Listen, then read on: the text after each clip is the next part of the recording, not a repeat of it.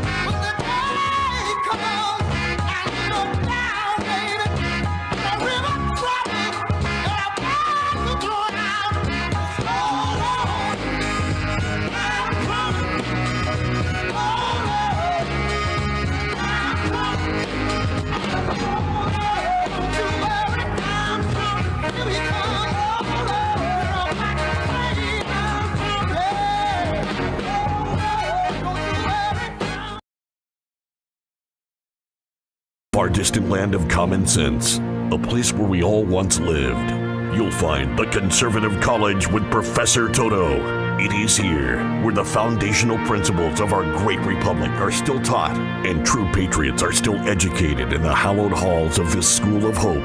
Just like the iconic puppy from The Wizard of Oz, who found great joy in pulling back the curtain on the lies of the wizard, so does Professor Toto.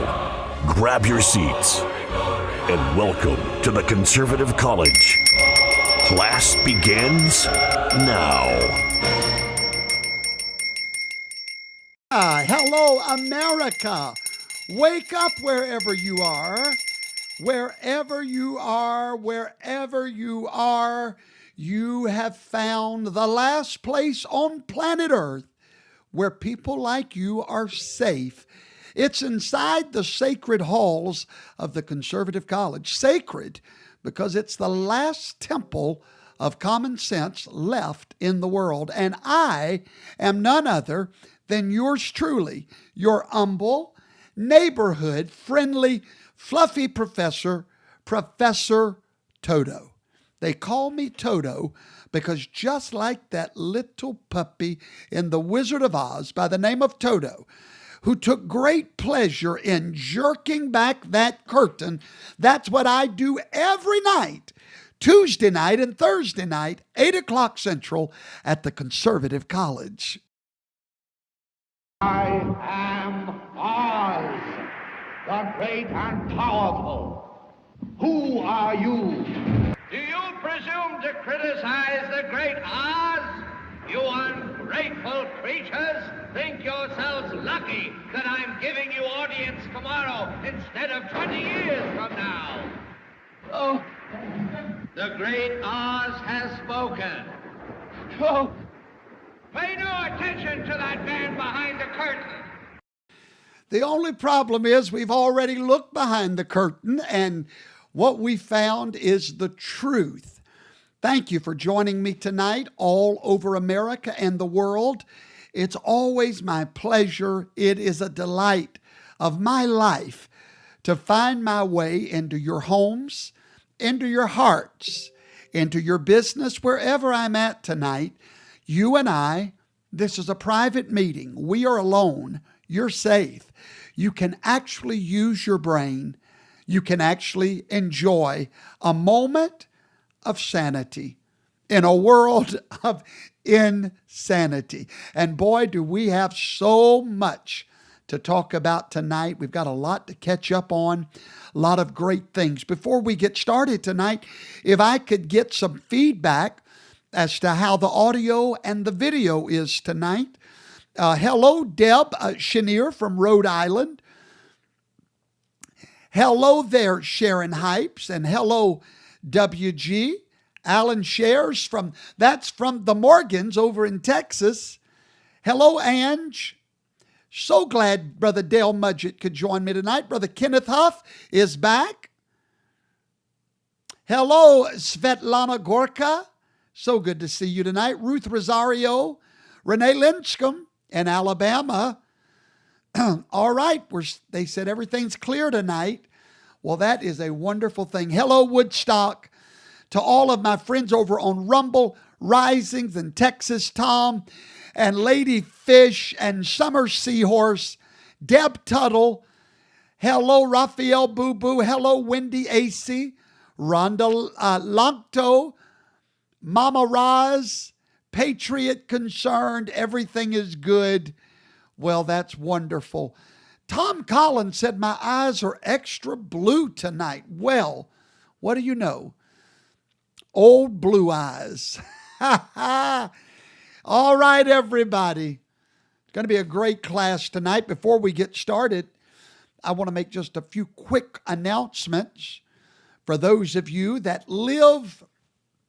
Well, let me start off by saying that Thursday night, remember, there will be no class Thursday night. And the reason is because we're going to go listen to the master professor himself, Donald John Trump. We will be listening to the first presidential debate of the season, Thursday night at 8 o'clock Central. That always preempts Professor Toto. However, everybody say however. However, all right, however, if you live anywhere near the headquarters of the Conservative College, that's right here on the beaches of Mississippi, just between New Orleans and Biloxi. If you live anywhere near the secret conclave of the Conservative College, this Thursday night, I want to invite you to a debate party at our church here in Waveland. We are going to wear our Trump gear. We are going to have dinner before the debate. And you'll never guess what we're going to be serving. We're going to be serving sloppy Joes. I'm sorry. I think we're going to call them Sleepy Joes. That's right. We're going to have a full Sloppy Joe bar. Of course, chips and queso. And then to top it all off, we're going to have orange soft serve ice cream for the orange man. And we're going to have orange tablecloths, orange everything, because we're rooting for the orange man. So Thursday night, if you would like to have dinner with us, 6 o'clock, anywhere between 6 and 8, you're welcome to come. The debate party will start on the big screen at 8 o'clock Central. I am so excited about this debate party. And then after the debate, I'm not promising, but after the debate, I may go live and with all of the people at the debate party and let you hear from them as to what they got out of the debate. So it's going to be a great night, Thursday night, the first debate of the season. Now, I want you all to remember, why are we having a party Thursday night? Because this was never supposed to be. Don't you remember? Don't you recall? Trump was finished. Trump was going to be in prison. Trump was over. There was no way he would win the nomination, much less the presidency. It's been a long 3.5 years. And then you and I, we're going to celebrate Thursday night, the first sign of the presidential season that Trump was not supposed to make it to. Our first victory is this Thursday night. We would love for you to join us. So remember, after the debate, be right here. I will most probably go live and with some follow-up on the debate. So you don't want to miss that. Also, one other thing you do not want to miss before we get into tonight's class, you do not want to miss meeting Professor Toto. If you live in Arkansas or Missouri or North Louisiana, I'm going to be in your area in July on Friday night and Saturday morning, and that's July the 20th and the 19th. The 19th and the 20th. 7 o'clock that Friday night, and then I believe 11 o'clock Saturday morning. We're going to be at the Mountain View RV Park and Guest Hotel. They tell me that the lodge is already filled up, and there's a few RV spots left, but there are some motels there in town. So please come meet us. Go ahead and put it on your calendar. I would love to meet you at that event. Right after the Saturday morning class, we're going to have an evening of music, banjos and guitars and good gospel singing, folk singing. It's going to be wonderful. So you do not want to miss that. For those of you that are going to come, we would love to meet you. All right. I want to thank several of you that have joined the Patriots Buying Club in the last few weeks. From the bottom of my heart, thank you for going to buybuywalmart.com and being part of our great movement. We know that that you're part of what we're doing, and we want to be in your life and working together to make a difference. Well, I thought we would start tonight's class just to get you in a good mood. I figured that I would bring your favorite guest on my show tonight. I know you all love her so very much. I am sitting here listening, watching. No, but you need to be sitting here and watching. This is exactly where you need to be sitting. I agree. Absorbing. You need to be absorbing, yes. Thinking about Ali, even though I never met him. She's thinking about Muhammad Ali, and she's being very inspired by Mr. Ali. And with this kind of inspiration, I will go and take Trump out tonight. Wow, the language, Maxine, the vitriol. She wants to take Trump out tonight. Isn't that something? Well, the problem with that, Maxine, is you just watch. How concerned are you, Congresswoman, about your safety if Donald Trump is reelected? Well, I'm very concerned, not only about my safety and not only about the safety of members of Congress. I'm concerned about the safety of so many people in this country, particularly people of color. Particularly people of color. Trump has said, if you see anybody from that cabinet in a restaurant, in a department. Now she's scared. She's worried about the safety of herself and her citizens. But here she is telling her people to attack us. Store, at a gasoline station, you get out and you create a crowd. And you push back on them. And you tell them they're not welcome. So I say all of this talk is motivational with many of those who are racist, who are sitting at home listening to him, and they're taking him up on his threats even before the elections take place. And so it's about thousands, maybe millions of people, being threatened and being at risk because of Donald Trump and his desire to wreak revenge on anything and everybody. I'll be praying for you, Maxine. I'll be covering you, honey, that nothing will happen to you. Hopefully nobody will see you at a gas station or a convenience store or a restaurant. What's happening? The chickens are coming home to roost, folks. The chickens are coming home to roost. And they know it. As a matter of fact, this billboard is antagonizing them to know that Trump truly is coming home. He truly has already got his suitcase packed. He truly is coming home. They know it. The whole world knows it. It's time. It's truly time. I have great news for you tonight. I just figured we'd get the class started with y'all's favorite guest, Maxine. Anyway, I have great news from the state of Texas, the largest state in our union, with tremendous, I say it's the largest, maybe California, but I believe Texas.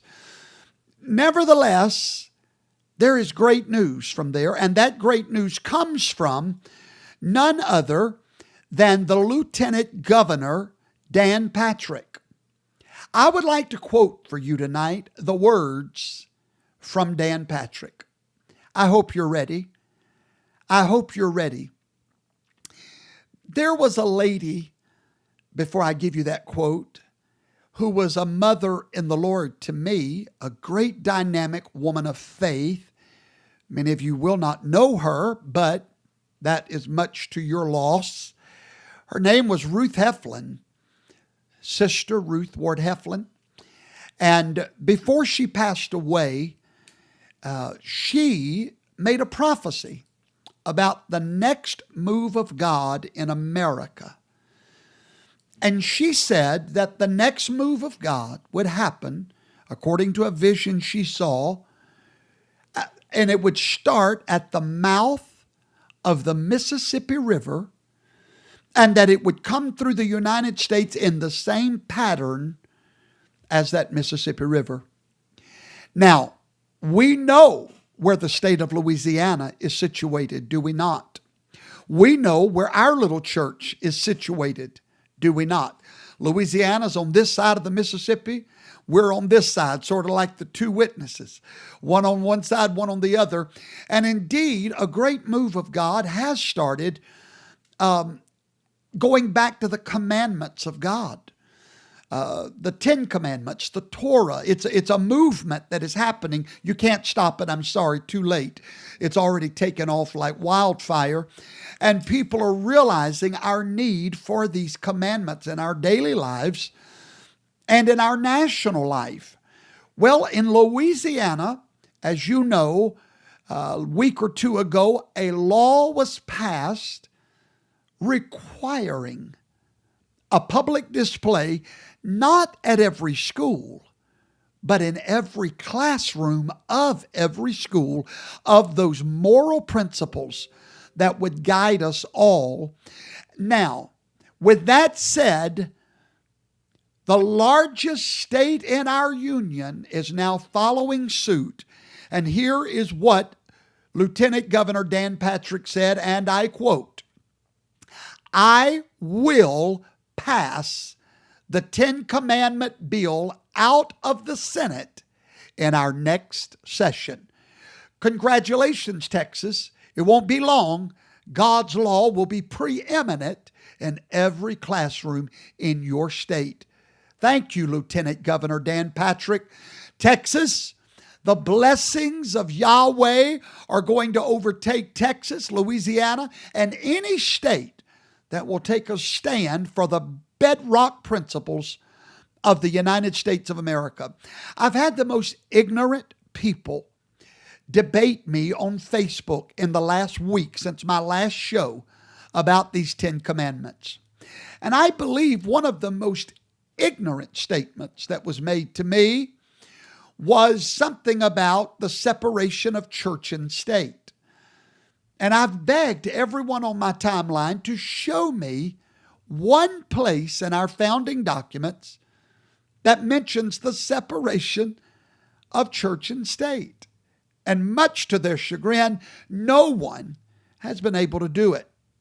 Then I had some dummy that, yes, that's what they are, so that's what I'll call them. I'll call a boy, a girl, a dummy, a smart person, a smart person. It is what it is. Grow up. Quit getting offended by the truth. So anyway, this dummy was on my timeline and said these words. He said, that is what we left England for, and that's a fact. That was the dumbest statement. He set himself up. That's the dumbest statement I've ever heard. We did not break away from England over religion or the freedom from religion. We broke away from England over 3 cents, ladies and gentlemen. 3 cents is what we broke away from England for, not religion or the lack thereof or the freedom thereof. We left England over tea, over 3 cents of tax. I'll never know what happened to the descendants of those people who now think nothing of overtaxing society. That's why we left England. Listen to me. Educate yourself. Educate yourself. Do not let these liberals back you in a corner. The 10 Commandments are coming back to America. You can't stop it. And ladies and gentlemen, when Donald Trump gets in office, if we can take the House and the Senate, the 10 Commandments may be coming back to every classroom in the United States of America, because I give you my word, God is up to something. I'm sorry you haven't noticed, but Yahweh is up to something. So congratulations, Texas. I want to talk to you for a few minutes about something that no one is talking about, and it is actually the title of my class tonight. I want to talk to you about Uncle Joe. By the way, would y'all share right now? Let me go look on Rumble and see how many likes we have. What a travesty. 141 likes out of 2,000 viewers. Oh, well, it is what it is. Anyway, brothers and sisters, Uncle Joe, the scam artist of the century.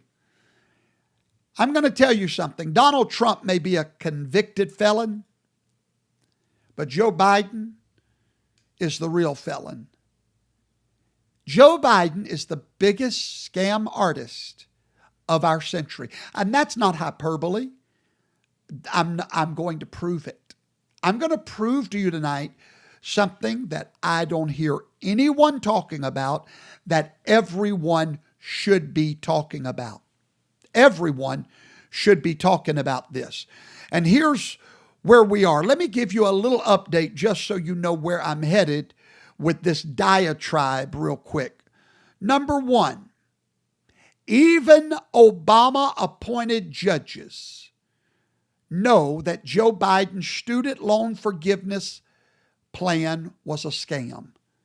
Now, these judges that struck it down this week or last week were appointed by Obama. And they have struck down as illegal this great debt forgiveness plan.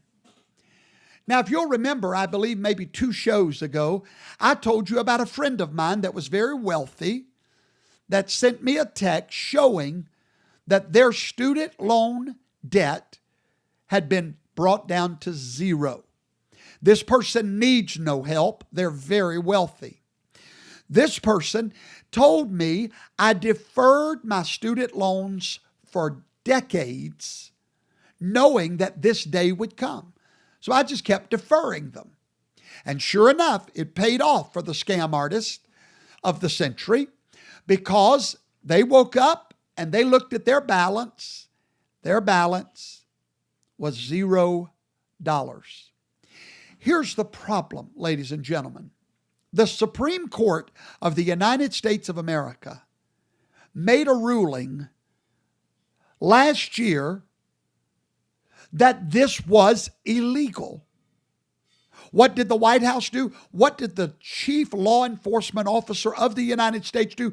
Totally disregarded the order of the Supreme Court, rewrapped it a little bit, and then did another executive order and took, I want you to hear why he's a scam artist. And listen closely. Joe Biden took 500 billion of your dollars. 500 billion. Money that does not belong to him. Now, if anybody else was to do this, they would go to prison for fraud. This man reached into the coffers without legislation. He reached into the coffers, pulled out 500 billion US dollars, and transferred that money. Hold on, I'm fixing to show you the scam. Nobody's talking about this. Here's the scam. No, he did not transfer that money to student debt. Oh no, that was a scam. Why? He knew that it was illegal. He knew that this ruling would come that came last week, overturning it. He already knew that, beloved friend. So where did that $500 billion go? It went to his reelection campaign. Absolutely. Joe Biden already knew that this would never stand. The Supreme Court had already weighed in.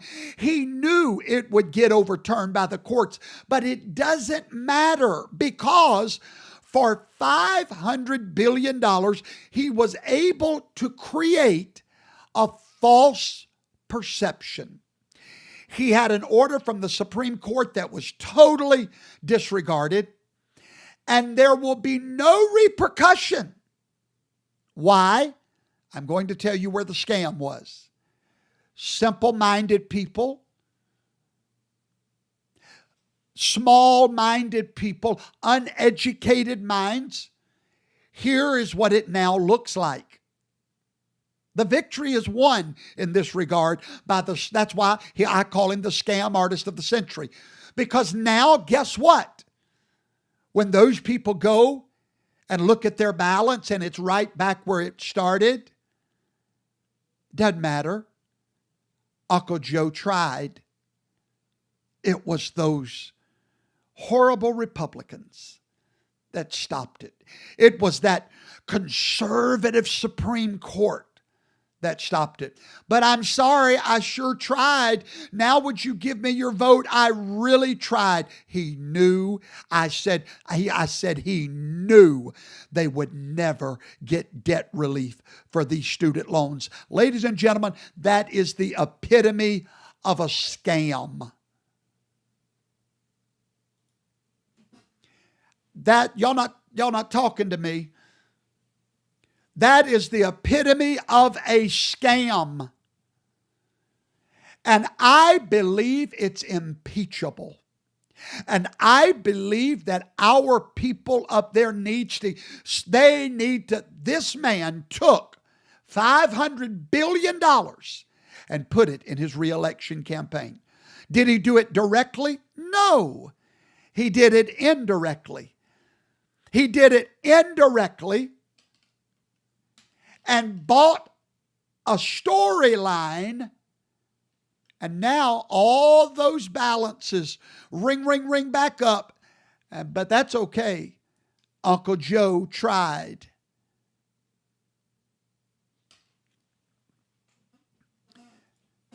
That's why Joe Biden is the scam artist of the century. Uncle Joe's car lot. Beam me up, Scotty.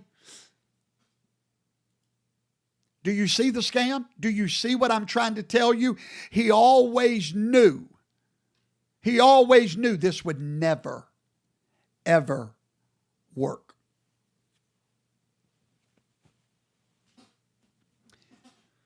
He knew this would never work, but he didn't need it to work.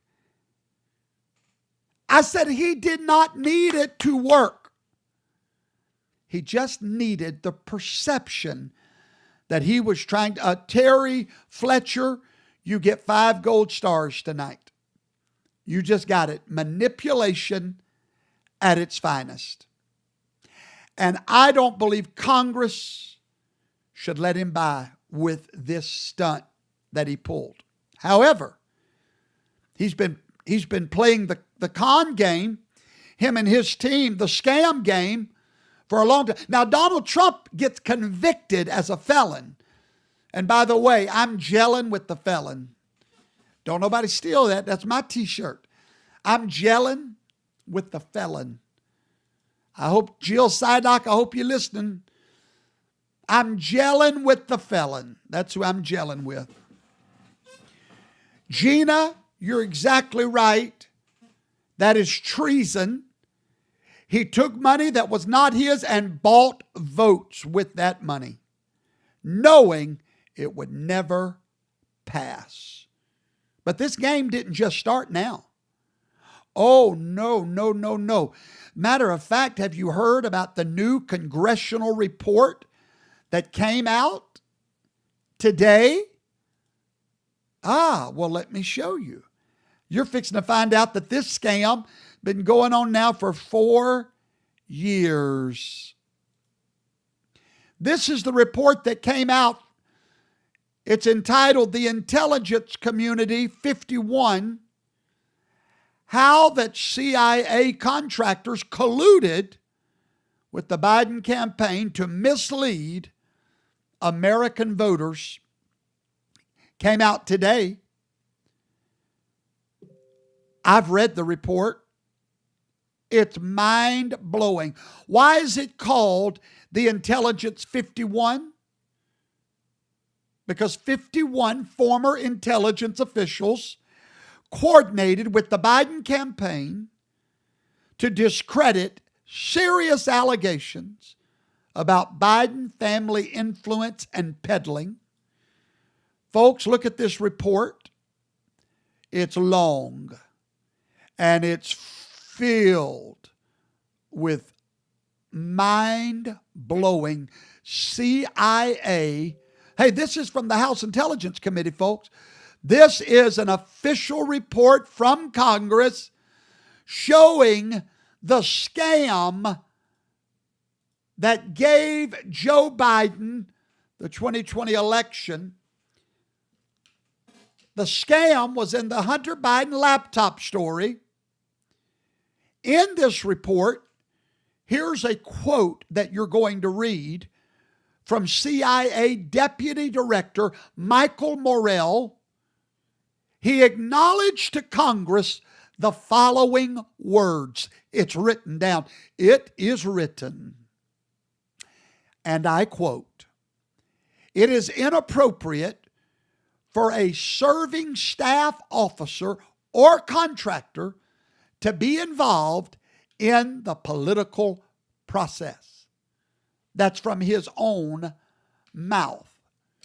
Now, the former director of the DNI, the Director of National Intelligence, his name, Cliff Sims, on Wednesday in the Congress made this confession.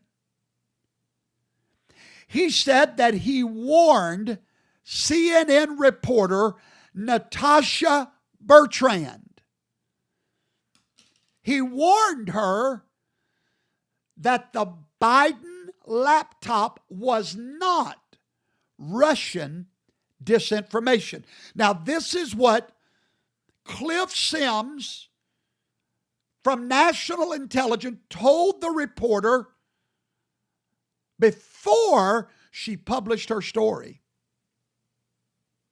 Now, in case you've forgotten who Natasha Bertrand is, I'd like to show you. This is from 2020. The date is 2020 on Politico. The date is October 19th, just before the election. Here's the headline. Hunter Biden's story, because just 2 days earlier is when the laptop from hell story broke. And now here comes this woman, Natasha. And this is the headlines. Hold on, folks. There's nothing to see.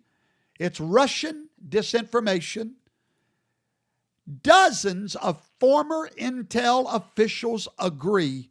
And her story says more than 50, 51 to be exact, former intelligence officials signed a letter casting doubt on the provenance of a New York Post story on the former vice president's son. And by the way, click there, and there is the letter signed by 51 dummies. There it is. Ladies and gentlemen, this was the beginning of Joe Biden's scam artist tactics of the century. So Bertrand, a reporter for Politico, went to Director Sims at National Intelligence on October the 19th regarding an article she was writing about 50 former intelligence officials saying that this was Russian disinformation. Remember, Breitbart broke the story, the laptop from hell, which the New York Post refused to write. Is your memory clearing up for you? Well, today it is a proven fact in this intelligence report that the CIA was involved in this cover-up. And guess what else came out? A new poll. And this article says, or this poll says, that 71% of America says that if the Hunter laptop story would have been reported on correctly, it would have altered the 2020 election. Did you hear me? 71% of America says if we had known the truth. But as Americans, when you see 51 intelligence officials signing off that that's Russian disinformation, what are you going to do? You're going to disregard it. Had that scam story not broken, 71% of the people in this poll says it would have changed the 2020 election. Gary King, you are correct. One of the agents was married to Dana Bush, the moderator of the CNN debate. Again, my story tonight is Joe Biden, Uncle Joe's car lot, scam artist of the century.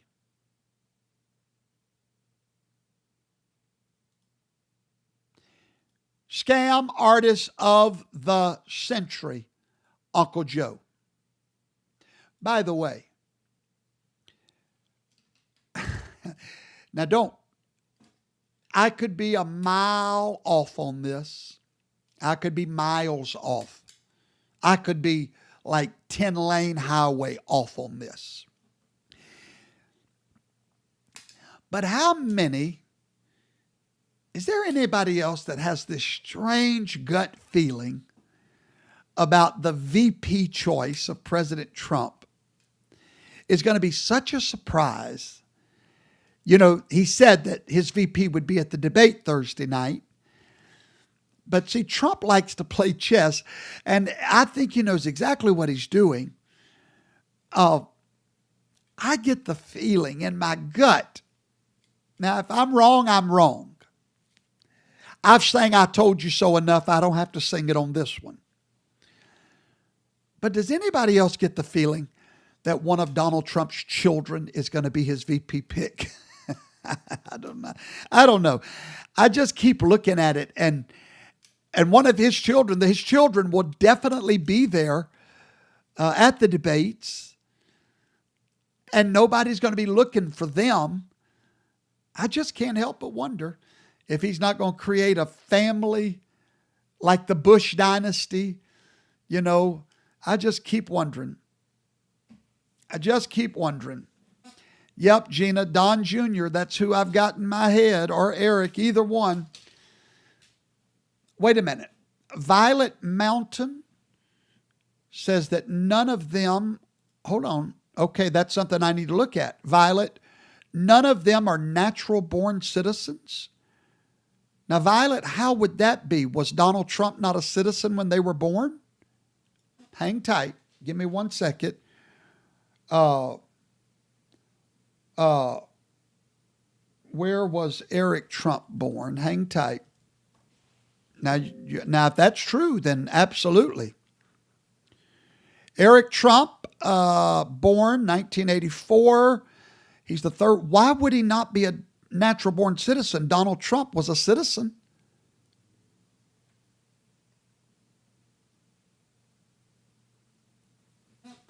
Well, and Starla, more importantly, that they were born in the United States.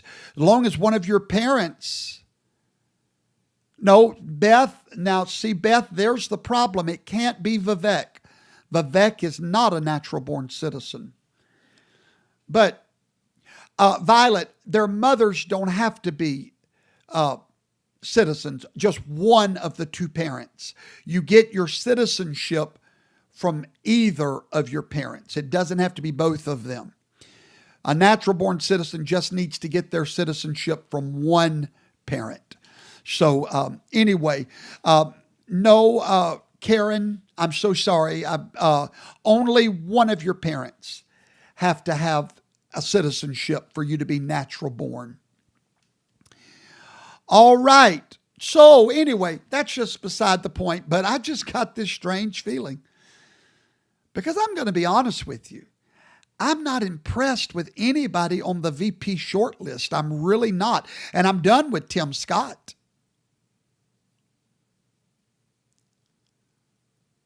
I'm done.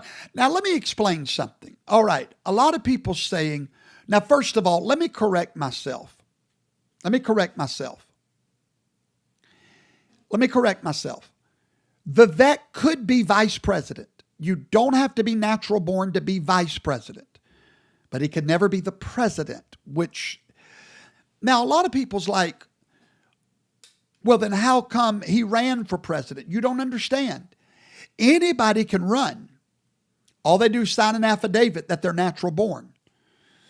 But 99% of the American people have no idea what a natural born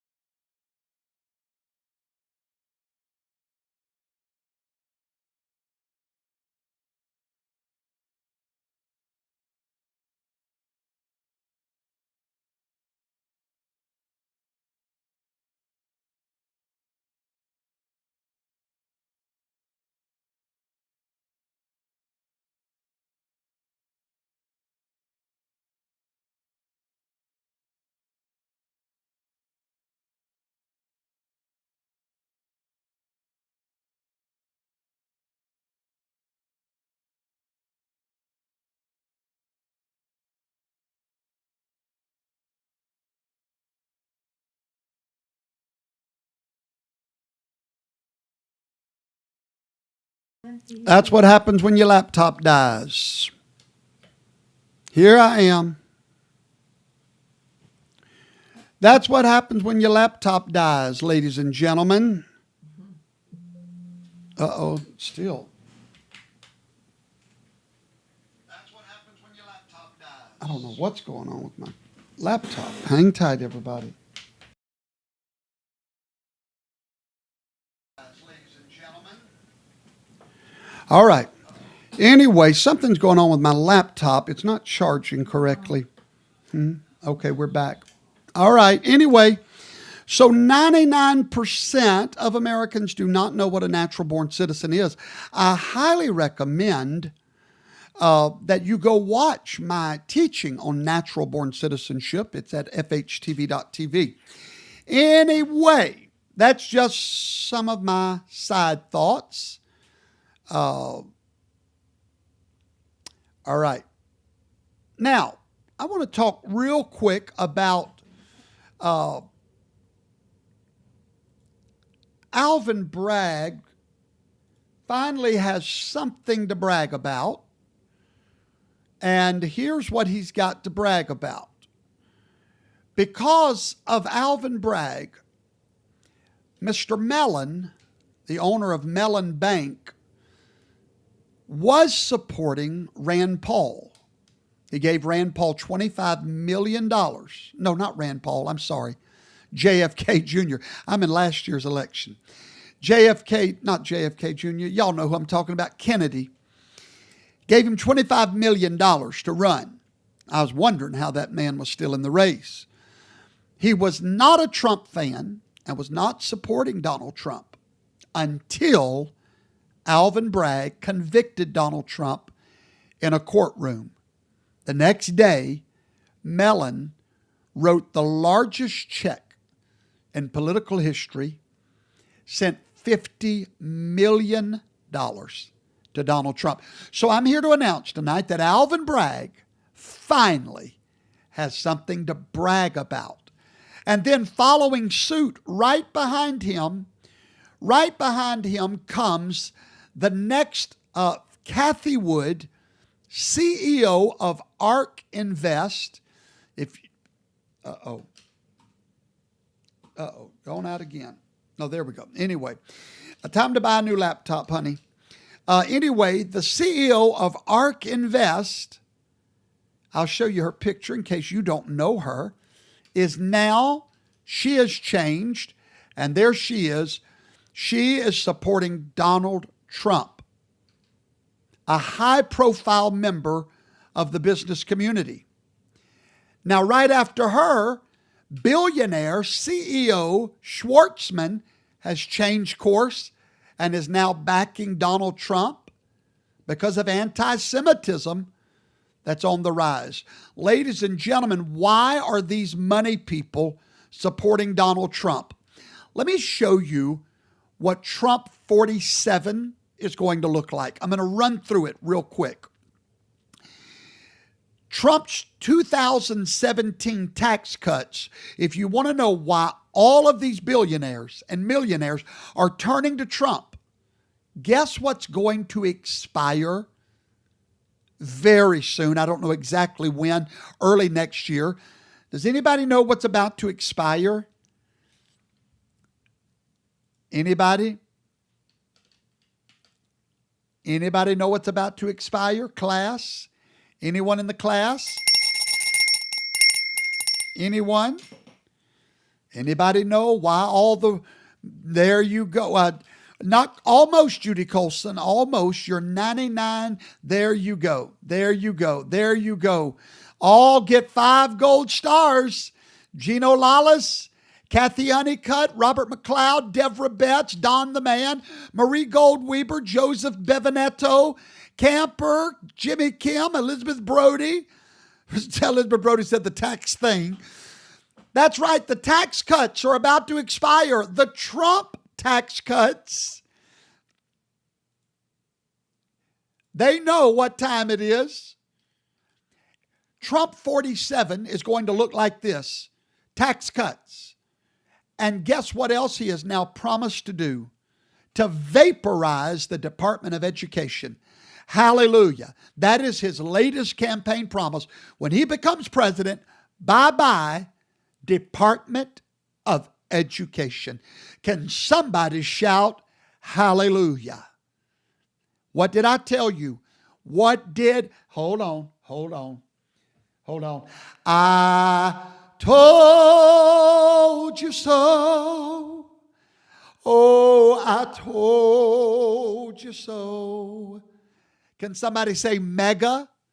Who created mega? Yours truly, Professor Toto. Make education great again. I said to Mr. Trump 2 years ago, if you will focus on education, even the independents will vote for you. Even the Democrats will vote for you. He has made a pledge, and I quote, he said, we're going to send education back to the states. We're going to give them half the number of dollars, and they're going to have so much money. In other words, the money we've been giving to the DOE, we're going to give that money to the states. They're going to have more money than they've ever had before, and they will spend a fraction of what we're spending right now and have much better school systems. He said, and we'll have a tiny little group just to make sure everyone's learning English and math and science. And he said it will be very little. Woo! Now that's what Trump 47 is going to look like, ladies and gentlemen. Trump 47 is going to look like no more Department of Education. And guess what else? He's going to evaporate. It's a campaign promise. And Donald Trump, when he makes a campaign promise, he's promised to evaporate the EPA. He said, let the states control their own environments. Ladies and gentlemen,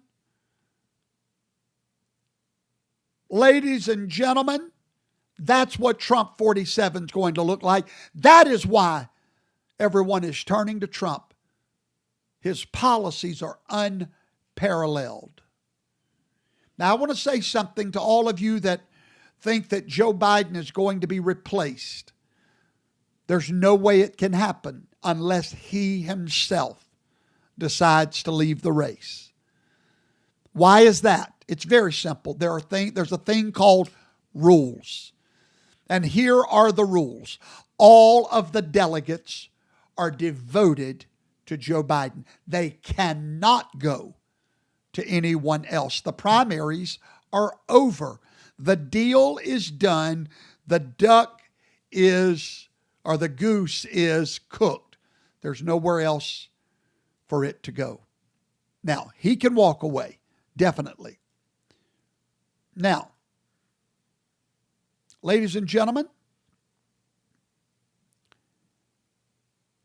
on a plane today stepped a man by the name of Julian Assange. Julian is free. Julian Assange struck a plea deal and will go free. He is a generational hero. The bad news is that he had to plead guilty to conspiracy to obtain and disclose national defense information. He is free. Julian Assange, an American hero, is free. Now, they say he's a criminal. If Julian Assange is a criminal, then so is the entire press. Convicting Julian Assange for publishing classified materials sets a dangerous precedent for journalists, and it undermines the First Amendment.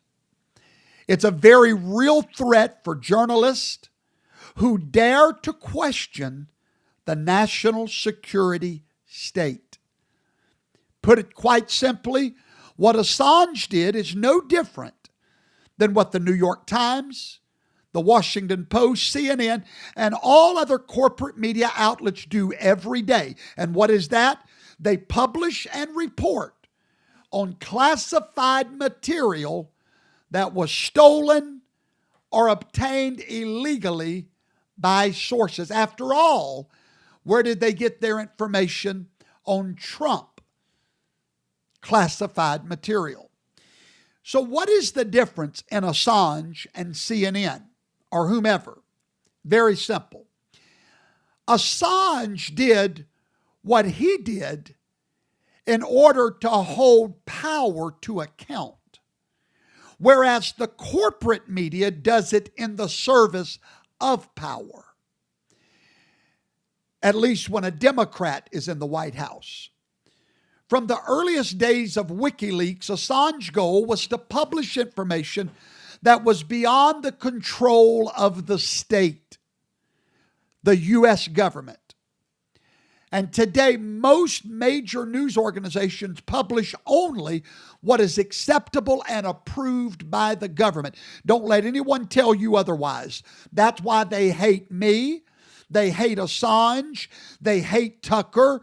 They hate anyone that moves outside of the professional journalism, because professional journalism is bought and paid for. You'll remember when Assange became public enemy number one, it was during the days of Barack Obama. When Assange published, he did not get this material. If you'll remember, it was Manning that got the material. It was Assange that published it. He stole nothing. He published. First, it's called First Amendment. He published and leaked them to a media organization. Let me give you a timeline of the Assange nightmare. 1991. The Australian government charged Assange with 31 counts of cybercrime. In 2006, he founded WikiLeaks as a center for what he called scientific journalism, exposing classified documents. In 2010, Wikipedia published 500,000 documents. This included things about the war in Iraq and Afghanistan from U.S. soldier Bradley Manning. Later that year, WikiLeaks started publishing 250,000 diplomatic cables. From 2012 to 2019, he was held in asylum in Ecuador's embassy in the United Kingdom. Since then, he has been in British custody, appealing extradition.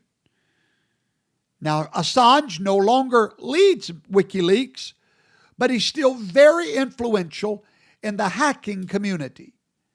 His release gives WikiLeaks a major disruptive asset right when the U.S., the U.K., and France are headed into pivotal elections. I want you to think about it.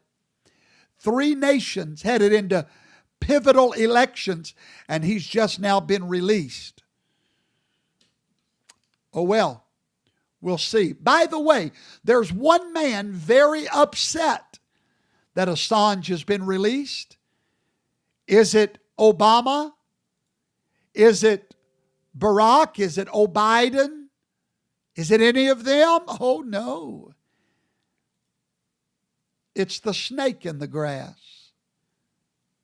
It's Pitiful Pence. He's triggered by Julian Assange's plea deal and said that Assange deserved the fullest extent of the law. Oh, by the way, you might want to see some of the comments from your fellow MAGA patriots. Here we go. You belong in Gitmo. Bull crap. Julian exposed the corruption of you and your cronies. Carl Benjamin, nobody believes that, Mike. You really are deep state trash. You do not have a career in politics anymore, thank goodness.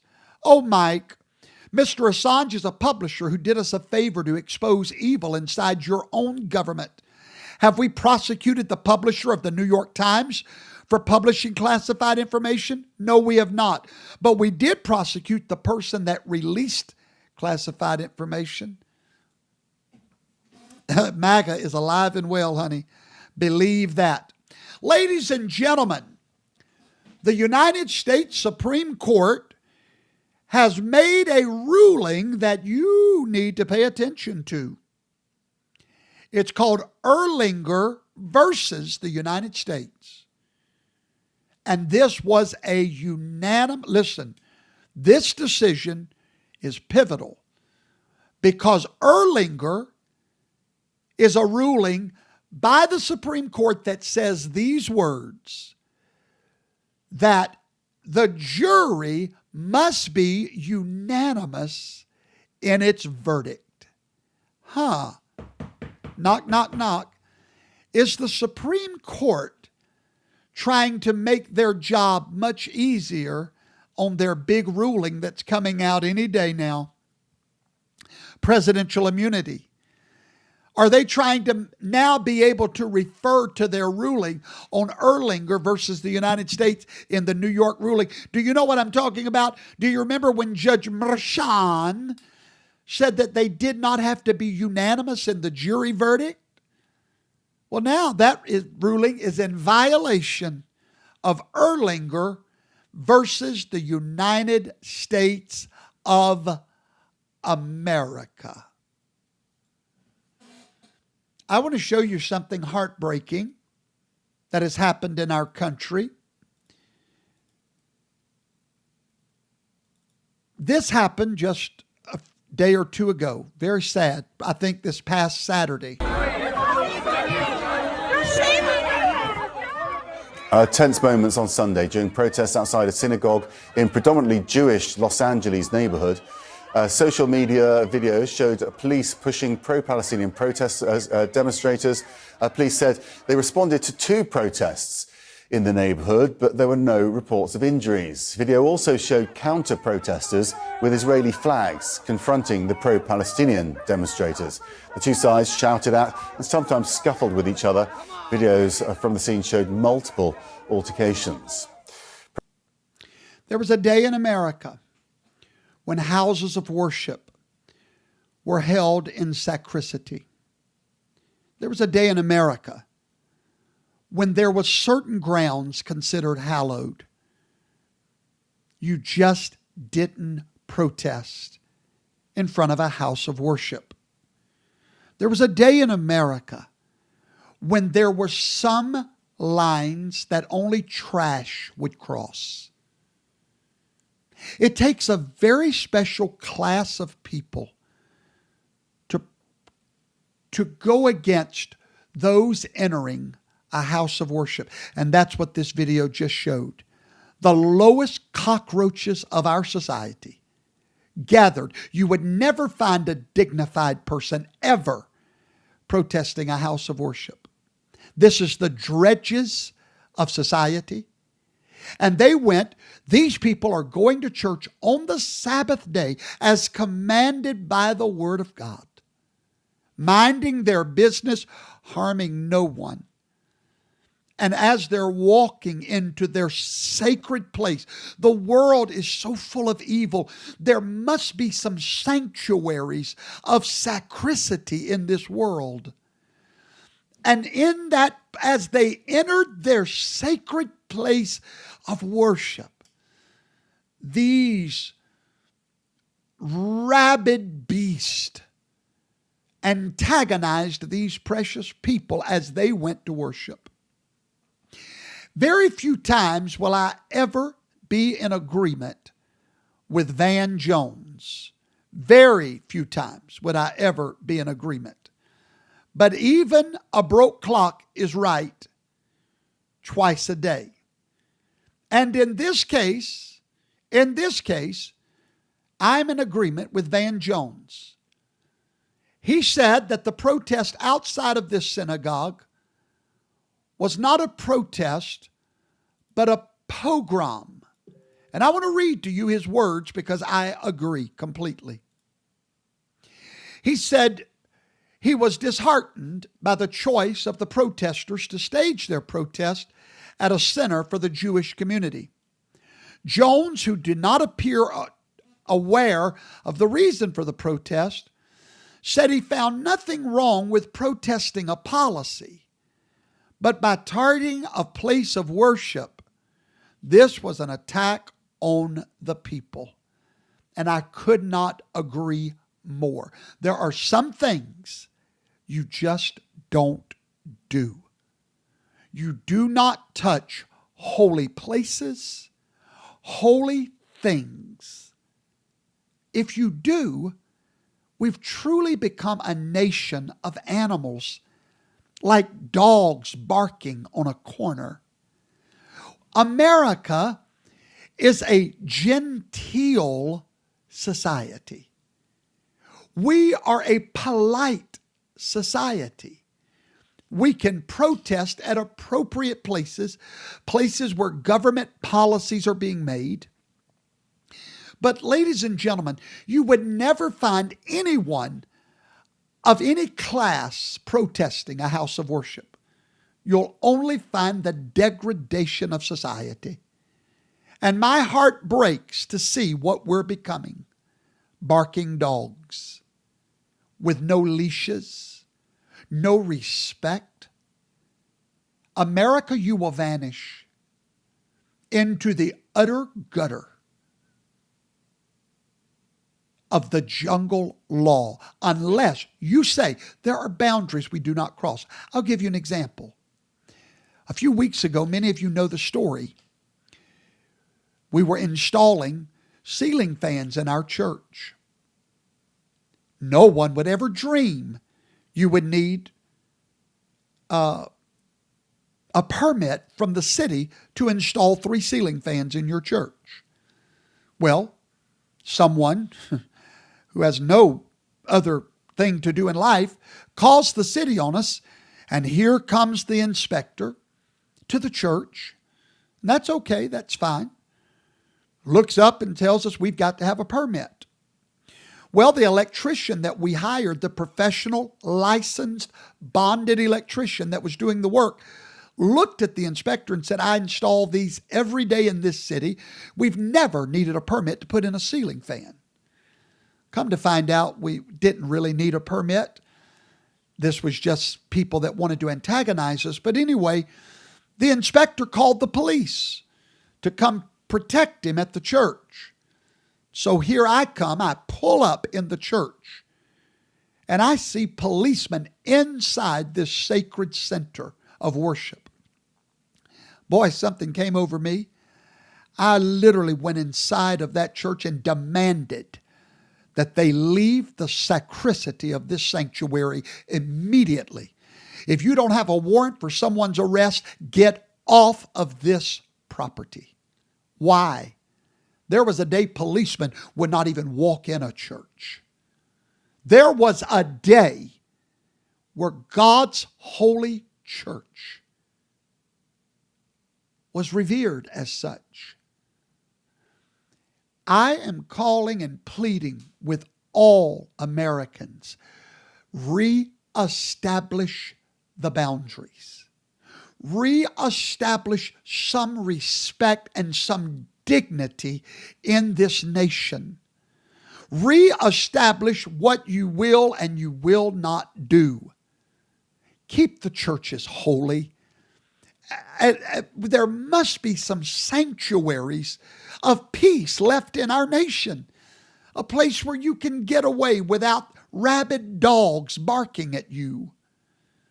We need to reestablish these places of refuge to where people are safe. I mean, my God, now you get shot when you go to church. My heart breaks to see where we are. My heart breaks even more to see Thursday night Daniel walking into the lion's den.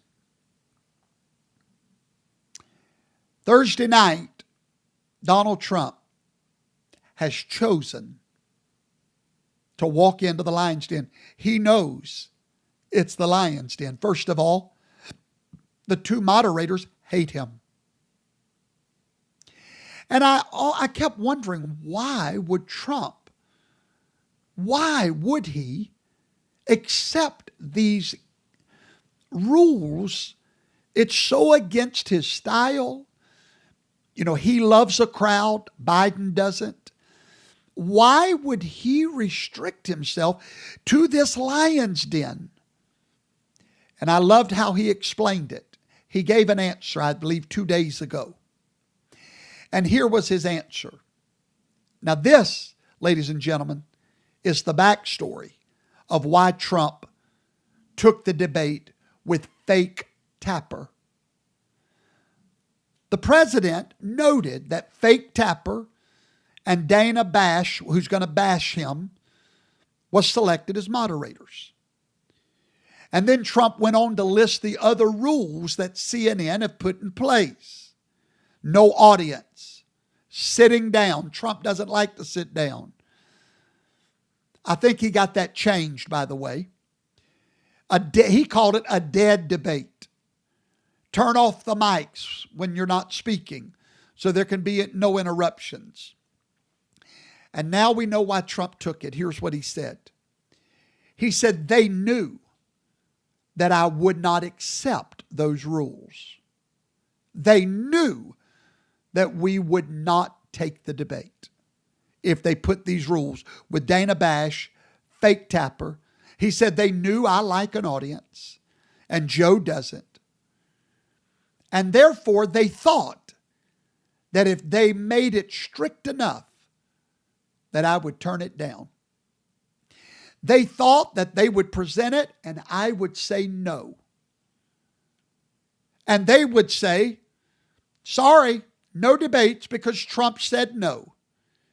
So I called their bluff. I said yes. Before they even gave me the terms, I said yes. So therefore, they all got roped into this debate. Go ahead, you chess player. He said they were not wanting a debate and they wanted it to be my fault and I would not give it to them. Ladies and gentlemen, do not expect fairness Thursday night. Let us pray for our president that when he goes into this lion's den, that Yahweh will do the same thing for him that he did for Daniel and shut the lion's mouth. Thank you for watching. Good night. May God bless you and may he always bless these United States of America. Good night, everybody.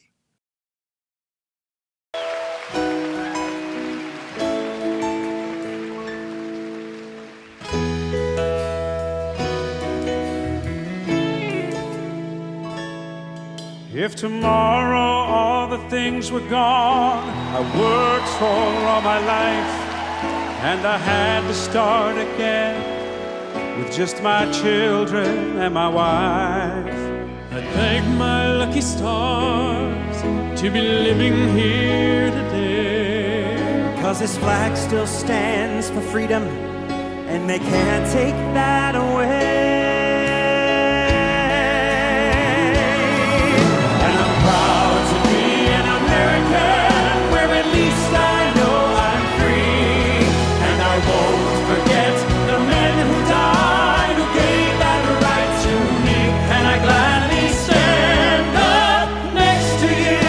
Defend her still today, 'cause there ain't no doubt I love this land.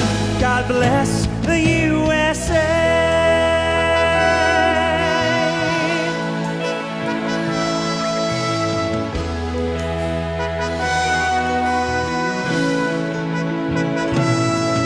From the lakes of Minnesota to the hills of Tennessee, across the plains of Texas, from sea to shining sea, From Detroit down to Houston and New